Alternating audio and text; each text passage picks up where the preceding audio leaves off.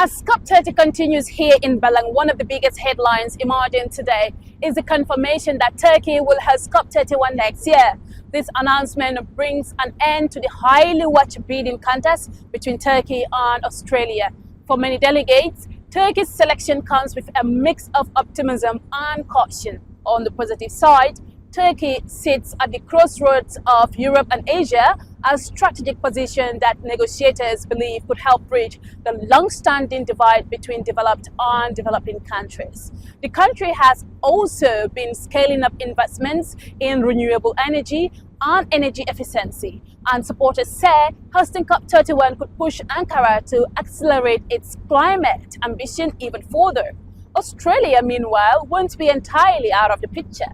Australia's Climate and Energy Minister Chris Bowen will serve as COP31 president for the negotiations, meaning Australia will set the negotiating agenda, appoint chairs and help steer the talks. Turkey will hold the presidency for the overall purpose of hosting, making this a unique power-sharing arrangement aimed at ensuring a balanced outcome. But concerns remain. Civil society voices are already raising questions about whether Turkey will allow the same level of public demonstrations and activism that have become part of the COP tradition. Restrictions experienced in previous host countries like Dubai and Azerbaijan have made many observers wary.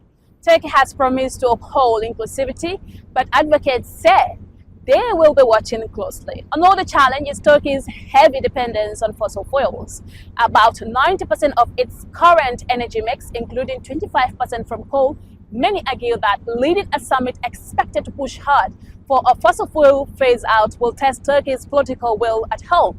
Still, there is hope among negotiators that hosting COP31 could encourage Turkey to strengthen its climate commitments and use geopolitical influence to advance global cooperation at a critical moment. With COP30 now moving into its final stretch, all eyes are turning to how Turkey will shape the direction, tone and expectations of COP31, setting the stage for yet another defining chapter in global climate negotiations. Reporting for GRTS News here in Belém, Brazil, I am Aminata E. Sanya.